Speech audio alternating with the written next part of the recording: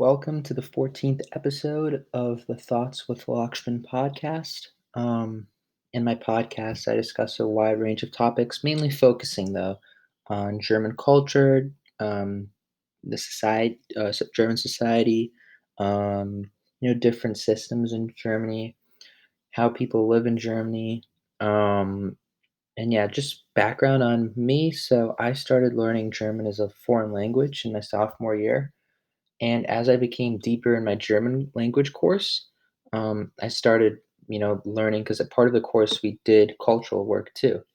And as I started, going deeper in my course, I started learning more about German culture and became interested in it. So while I continued doing my language course, I also started doing additional just reading and just learning about new stuff on my own about German culture. And I decided that, making a podcast it would be a great idea because I already did so much reading and by myself, and I learned so much.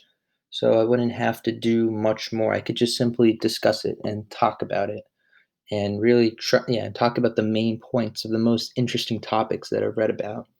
Obviously, for a podcast, I have to be a bit more organized and a bit more formal with what I'm reading and stuff like that. But yeah, it's a lot of fun. So um, and just so you, it just to put it out there, my podcast is available on all platforms: Spotify, Apple Podcast. It's even on YouTube also. The Thoughts with Lakshman podcast. And yeah, so let's get straight into it. And I also record my podcast using the Anchor app, and I highly recommend it. But yeah, let's get into it. So in this episode, which is episode 14 of the podcast, we're going to be taking a deep dive into the education system in Germany. And I actually spoke about kindergarten. I focused on how German immigrants into the English colonies in the 18th century and how they actually, you know, brought the concept of kindergarten to the United States because it didn't exist before. Back in the day in the United States, schools really served the purpose to educate the next generation of ministers, and they didn't like many American or many colonists didn't see the value in sending their children to school at a young age. Instead, the children would work or help out in the house. Germans, on the other hand, they were different, and they believed in sending their kids to school at a very young age, in kindergarten. And kindergarten, which is now like a regular English word, it's straight copied from German. Kinder means children, and Garten means like an organized lecture. So Kindergarten, which is the German pronunciation of it, or kindergarten, um, it's a German concept, and it's been completely copied in the United States because other colonists realized that these German immigrant children were doing so much better in school, and they were doing overall in life. They were just succeeding at higher rates than other colonists' children, and they were looking what was different between their upbringings, and the major difference that stood out was kindergarten. So yeah, so let's just get straight into preschool, elementary, and secondary school. But I go deeper on this topic in another podcast, and I highly recommend it. But yeah, so let's just start with preschool. So full-time schooling in Germany is free, and it's compulsory for children ages 6 to 15. Um, you know, the although the control of education rests with the states, there's a national commission that really strives for uniformity of curriculum requirements and standards. So the purpose of this national commission is to make sure that poorer regions don't fall behind other more advanced regions. Some books, and study materials are actually made free, and there's a lot of financial assistance and other forms of support for people who are suffering through hardship, which is quite good. In the this is a pretty big positive in the German education system. Now, preschooling, um, like I said earlier, Germany really has contributed to the modern world with kindergarten, and it can actually begin preschooling. It can actually begin at 3 years of age. And over 4/5 of children actually attend kindergarten, which is one of the highest rates in the world in all countries. All children attend basic school or the Grundschule, as said in German, from age 6 to about 10. So it's basically like half of elementary school, somewhat less. And then, you know, um, half of those, so then students continue elementary schooling in a junior secondary school, and this is called the Hauptschule or the head school. And they do this until they're about 15 to 16. So just to recap, they're going one school, 6 to 10, that's called the basic school. And then the next school from 10 to 15 to 16, that's the head school or the Hauptschule. And after students graduate from the Hauptschule, they are assigned to a vocational school or a Berufsschule, and they attend this vocational school part time in conjunction with an apprenticeship or other on the job training. And this is pretty interesting.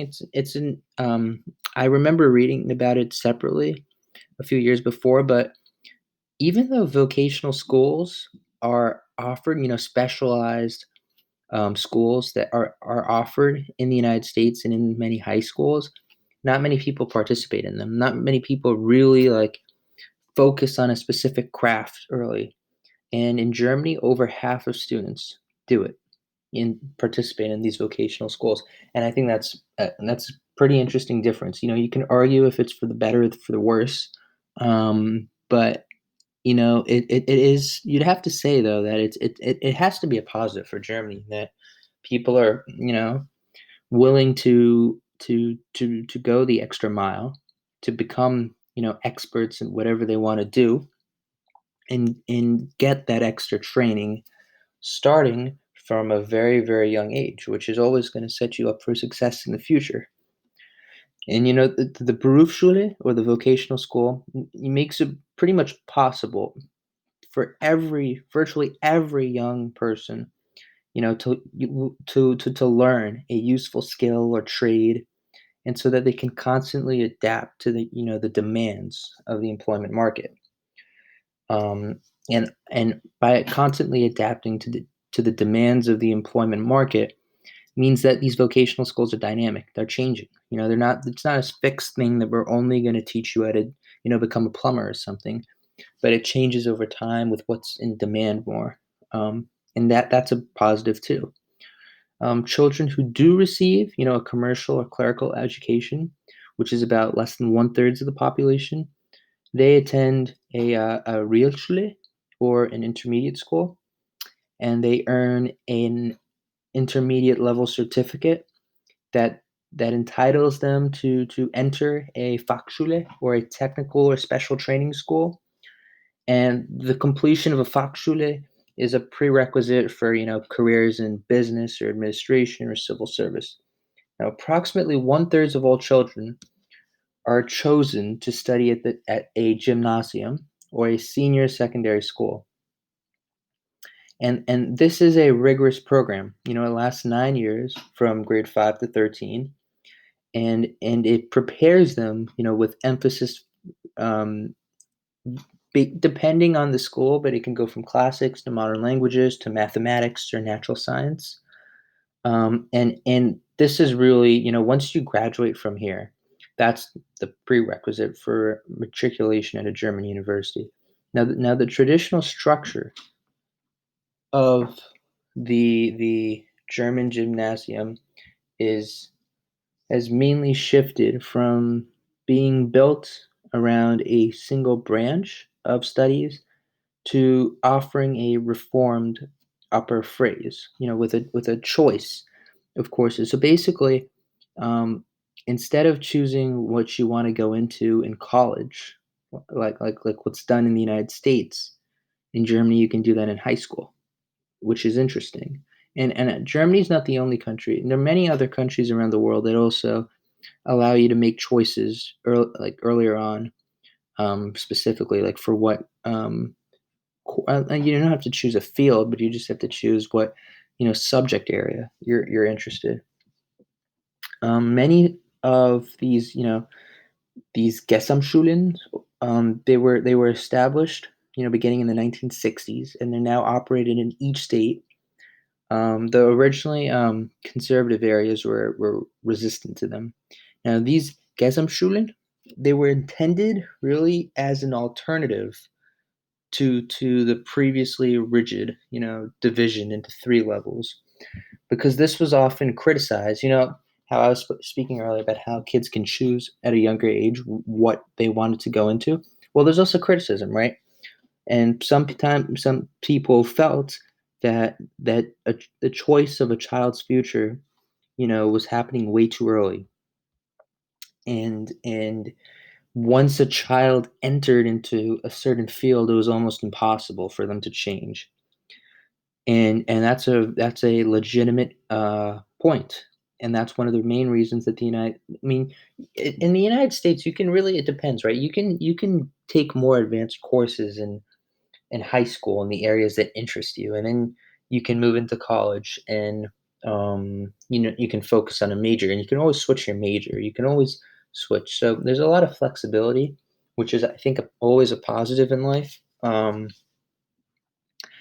But then I guess you could say the only negative is if people really are sure about something that they want to do, maybe they can't really go super in depth in it right away. But I think that's a trade off you'd be happy with in terms of giving more people flexibility than forcing them to make such a critical decision at such a young age.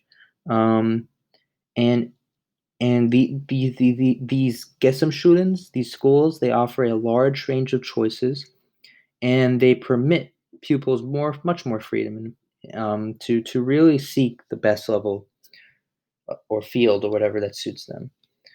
Now let's focus on higher education. So German universities, which are, famed in history and noted for their enormous contributions to learning, especially really in the 19th and 20th centuries. There are a lot of famous German philosophers and scientists. Um, these universities have been severely strained by the swelling numbers of students and changing social conditions that have really taxed the traditional structures of the universities beyond their capacities or accustomed functions. Like today, it has really become, all but impossible for students to take, as long as they wish to complete, their studies, or to move from university to university, and that's not a good thing. Lecture rooms, seminars, and libraries, they are greatly overburdened, and again, right, that's you don't want that. And in response, you have a small number of specialized private universities that have been founded, and there's also been considerable debate about, the financing of education, particularly whether tuition charges should be introduced. Now, to meet the rapidly rising demand for higher education, the number of universities have increased in Germany, and that's, you can expect that, and you're going to see that over time, because this back in the day, you didn't need a college education to get by.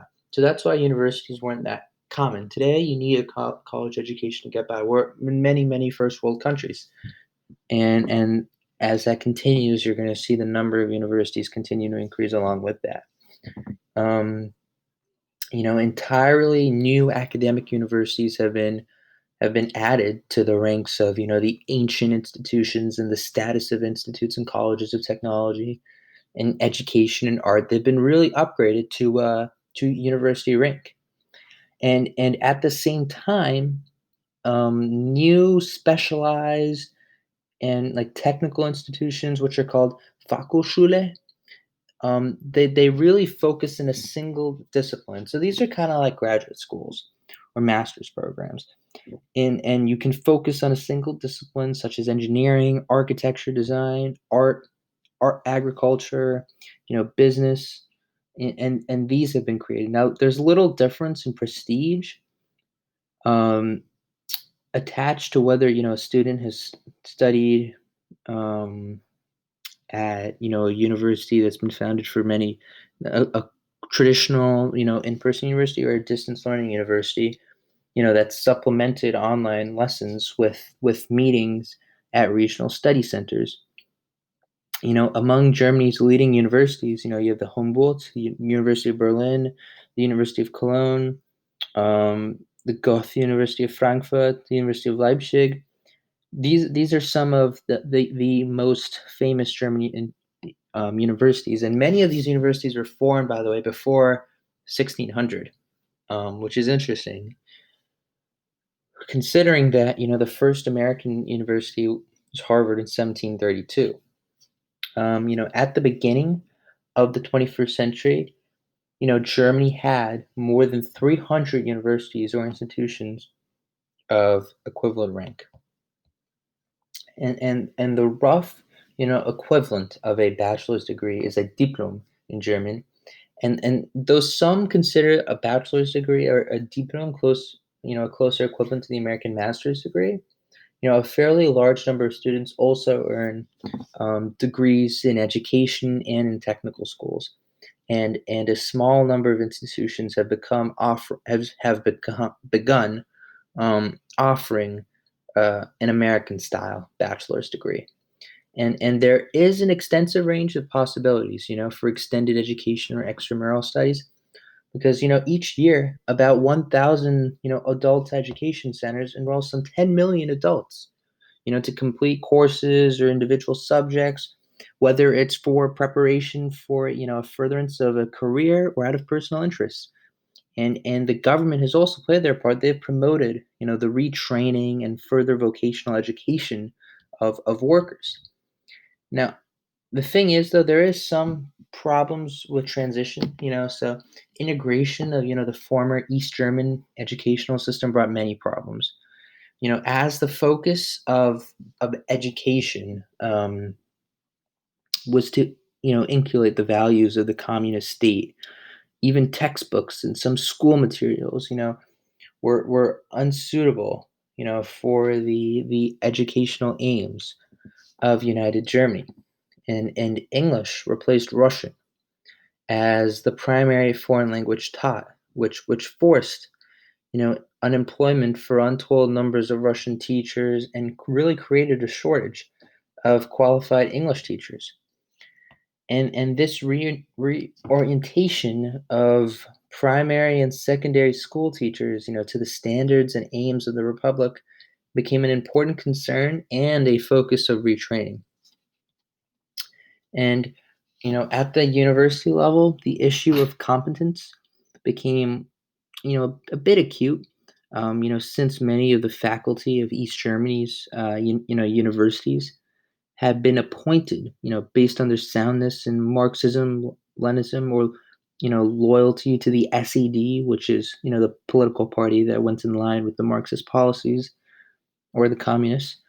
Upon unification with these teachers, it became part of them in the selection process, and that's not good.